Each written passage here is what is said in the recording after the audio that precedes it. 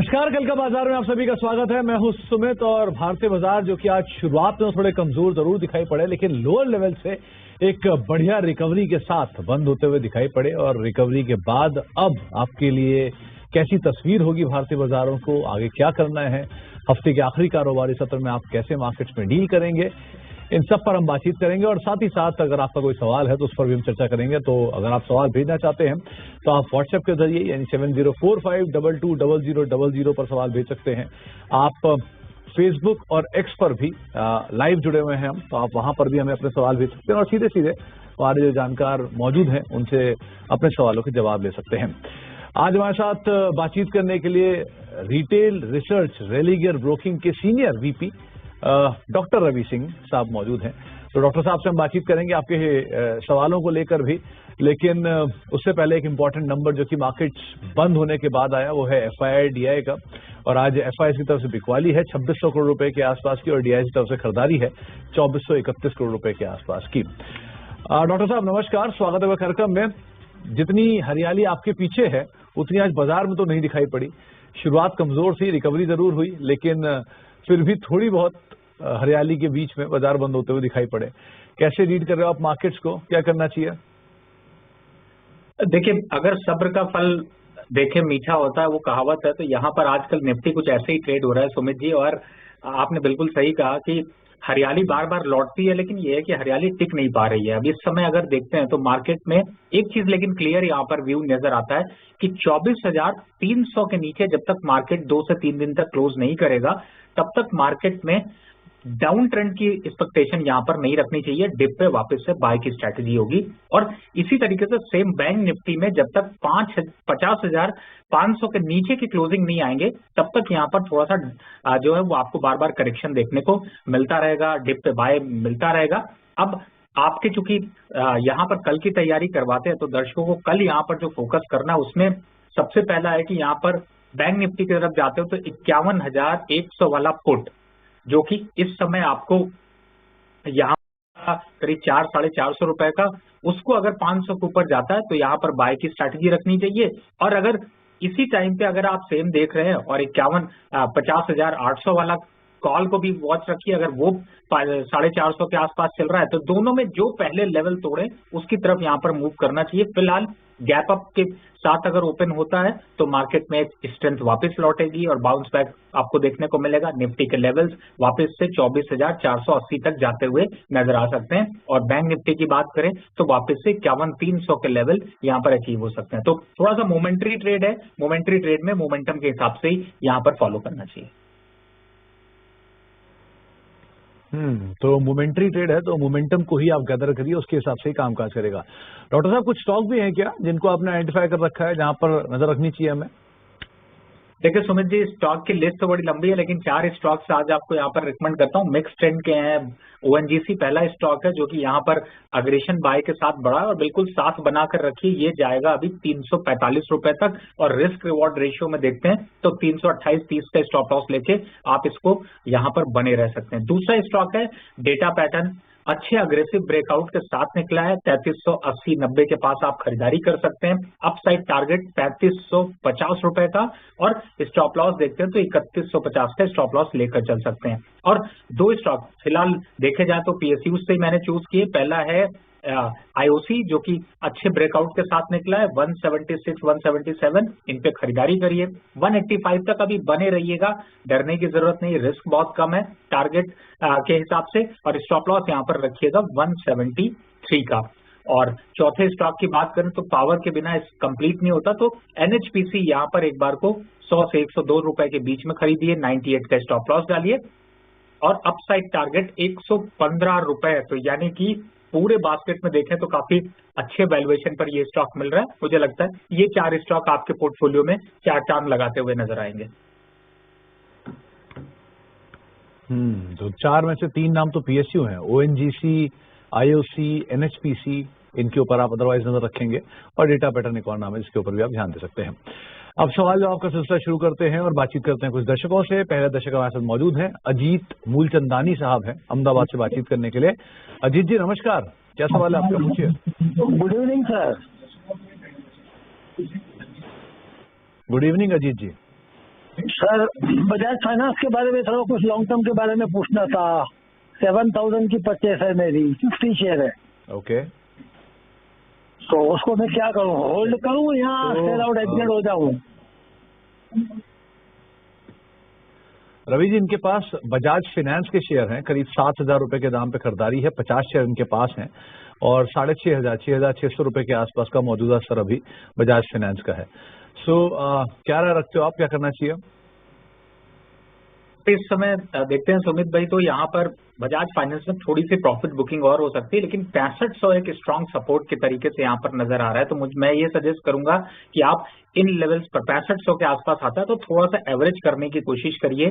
6450 का stop loss डालिए, आएगा वापस 7000 का 7200 का भी लेवल आएगा, लेकिन थोड़ा टाइम लगेगा आपको। कम से कम इसमें 1 से 1.5 महीने का समय देना पड़ेगा। तो अगर आपके पास समय है तो आप बिल्कुल यहाँ पर आप बने रह सकते हैं। और जो मैंने बताया कि थोड़ा एवरेज कहाँ पर करना है, उससे पहले एवरेज नहीं बल्कि उन्हीं लेवल्स के आसपास एवरेज करिएगा, नहीं तो थोड़ा रिवर्सल का वेट करना चाहिए। तो थोड़ा रिवर्सल का वेट करिए और अदरवाइज आपको जो लेवल्स बताए गए हैं आप उसको आधार मान के बने रह सकते हैं। 6450 आपका स्टॉप लॉस रहेगा। अब गया चलते हैं, वहां पर राज साहब मौजूद है बातचीत करने के लिए। राज जी नमस्कार, क्या सवाल है आपका, पूछिए। नमस्ते, good evening sir, good evening. मेरे पास ग्रेडा का क्या सवाल है आपका, पूछिए। 460 शेयर है, ठीक सर।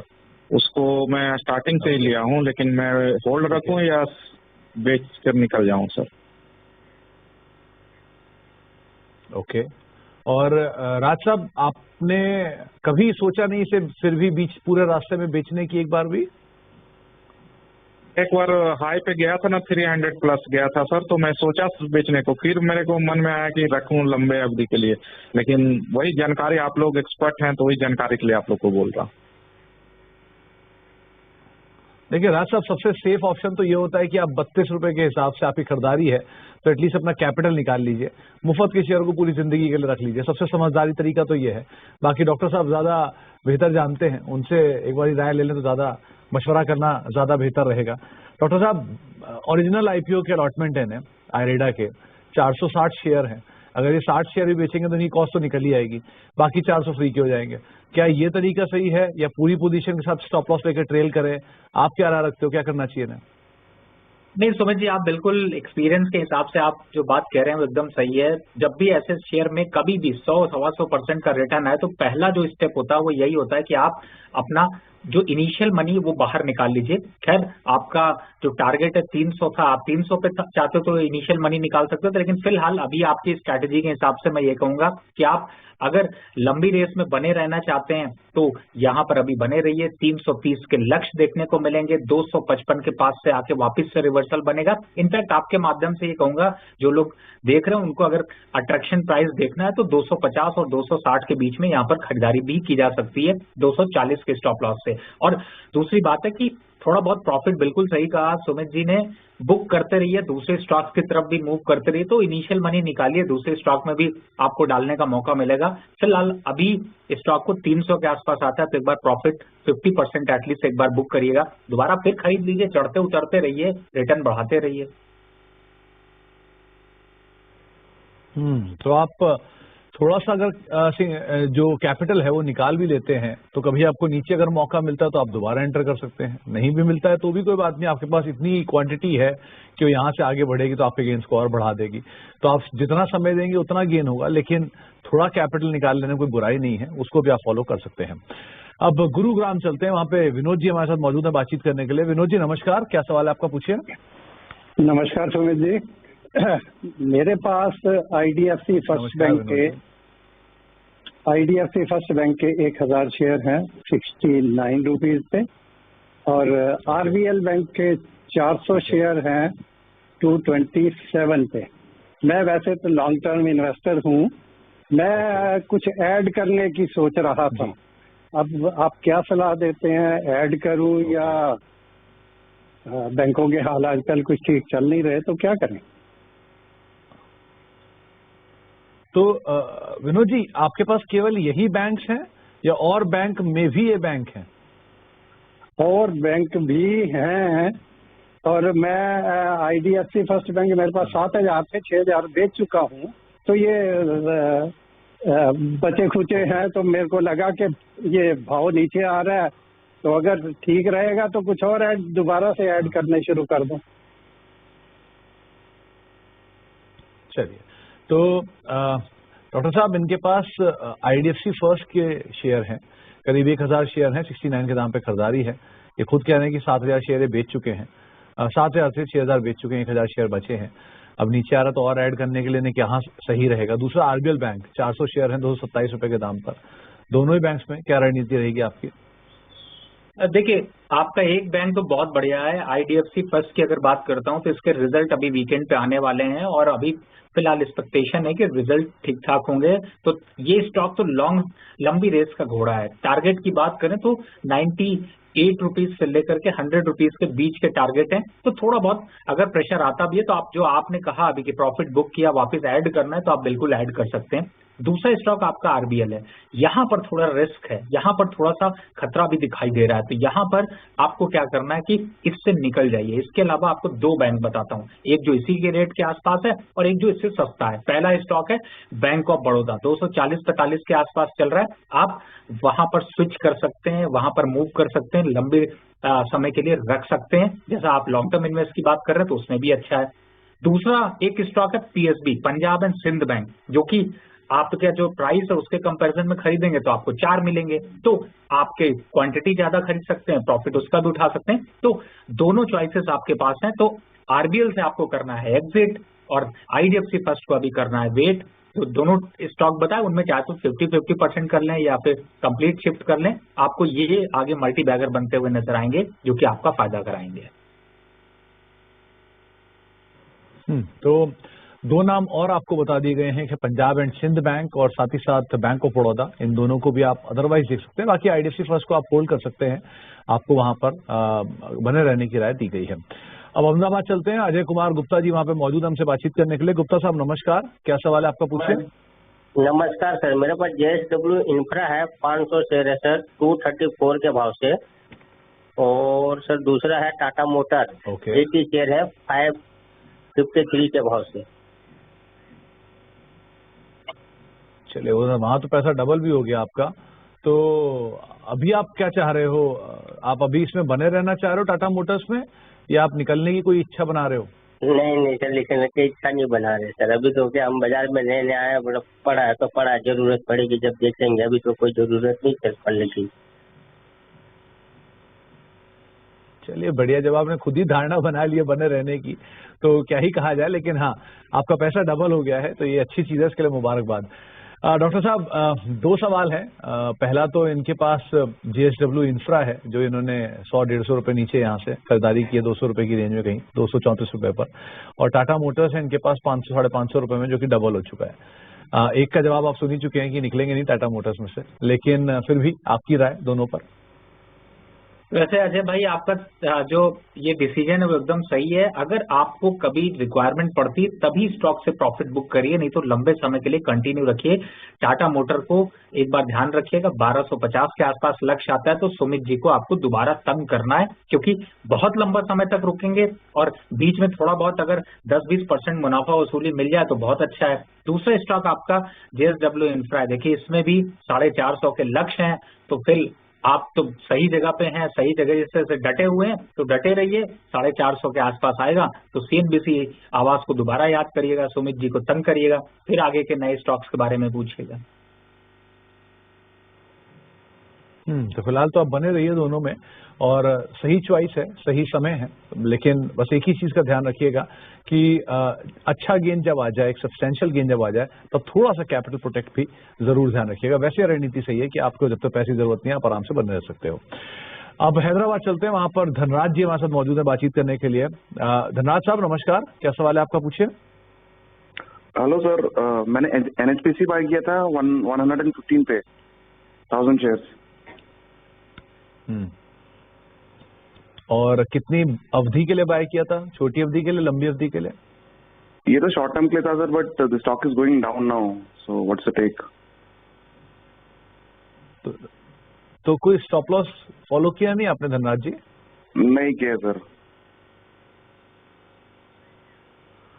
धनराज जी, देखिए स्टॉक अच्छा है, अभी कुछ देर पहले डॉक्टर साहब ने इसमें खरीदारी की राय भी दी है और वापस भी ऊपर आई जाएगा, लेकिन बाजार का बेसिक प्रिंसिपल जो है वो यही कहता है कि अगर आप ट्रेडिंग कर रहे हैं तो स्टॉप लॉस आपका सबसे बड़ा साथी है, तो स्टॉप लॉस जरूर लगाइए। इस पोजीशन में नहीं लगाया, चले कोई बात नहीं, तो आपको एक बार आप एस्केप कर सकते हो इस तरह की सिचुएशन से, लेकिन बार बार एस्केप करना थोड़ा रिस्की हो सकता है कभी कभी। सो डॉक्टर साहब, एनएचपीसी अभी आपने थोड़ी पहले रिकमेंड भी किया, इनके लिए कुछ खास आप कहना चाहो? देखिए, मैं ये कहूंगा कि 1000 शेयर लिए हैं, अगर आप कोशिश करें 500 शेयर और ले पाए तो आपकी थोड़ी एवरेज बेहतर हो जाएगी। 115 117 का ही टारगेट है, तो एटलीस्ट उस टारगेट का इंतजार करते साथ में प्रॉफिट आ जाए तो फिर चौका लग जाए। तो यहाँ पर थोड़ा सा आप जो है वो एवरेज अगर कर सकेंगे तो बहुत अच्छा है, नहीं तो आप स्टॉक को होल्ड करके रखिए। और सुमित भाई ने जो कहा उसको बिल्कुल फॉलो करिए। देखिए, कुछ स्टॉक ऐसे होते हैं जो कि रिवर्सल की तरफ ज्यादा जल्दी आ जाते हैं, इसलिए एनएचपीसी में चिंता नहीं, बुखार नहीं, आराम से आप बने रहिए। लेकिन बहुत से ऐसे स्टॉक होते हैं जो कि रिवर्ट नहीं करते हैं, इसीलिए स्टॉप लॉस जरूर फॉलो करना चाहिए। लेकिन फिलहाल इसमें आप थोड़ा सा एक अगर एवरेज कर सकेंगे तो बहुत बेहतर होगा। 98 का स्टॉप लॉस लगाइए और अभी बने रहिए। 115 और 117 के टारगेट आएंगे, तो इस बार 117 आने पर रुकिएगा नहीं, थोड़ा बुक कर लीजिएगा।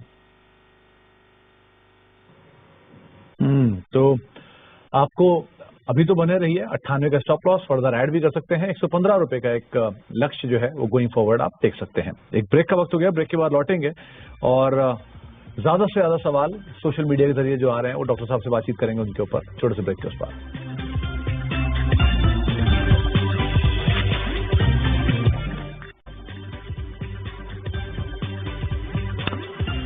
अब कल का बाजार और हमारे साथ डॉक्टर रवि सिंह मौजूद हैं, जिनसे हम आपके सवालों के जवाब दिलवा रहे हैं। आप कुछ सवाल जो सोशल मीडिया के जरिए आए हैं उन पर भी बातचीत कर लेते हैं।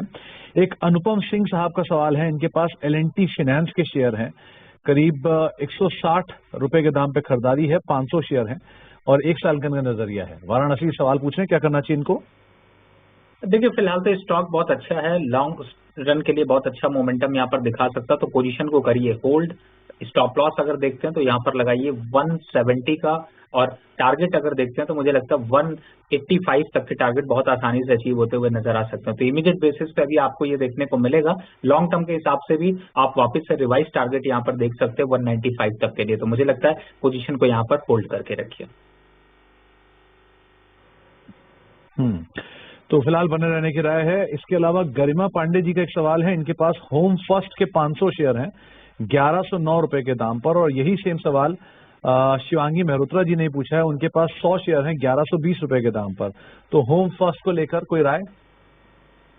देखिए, फिलहाल तो थोड़ा सा एक करेक्शन जोन में दिखाई दे रहा है। मुझे ऐसा लगता है कि इस स्टॉक से यहाँ पर एक बार को निकलना चाहिए, थोड़ी गिरावट बढ़ सकती है, और गिरावट में ये स्टॉक एक बार 880 तक के लेवल दिखा सकता है। तो थोड़ा सा डाउनफॉल यहाँ पर ज्यादा है। हमने आज 4 स्टॉक्स की चर्चा करी, आप उनमें मूव कर सकती हैं। अगर आपको लगता है कि यहाँ पर उस पे मूव करके ज्यादा आपको रिटर्न मिल सकते हैं तो मुझे लगता है आपको उस पे जाना चाहिए। फर्स्ट आप एनएचपीसी चूज कर लीजिए, और दूसरा अगर चूज कर रहे हैं तो आईओसी चूज कर लीजिए। मुझे लगता है वहां पर जाएंगे तो आपको ज्यादा अच्छा, बेहतर और बड़ा प्रॉफिट मिल सकता है। ओके, संदीप जैन साहब के पास 200 शेयर हैं एमआरपीएल के, 270 रुपए के दाम पे खरीदारी है। जिस तरह आपने ओएनजीसी को देखा है, जरा एमआरपीएल भी देखिए, क्या ये भी लग रहा है क्या होल्ड करने लायक?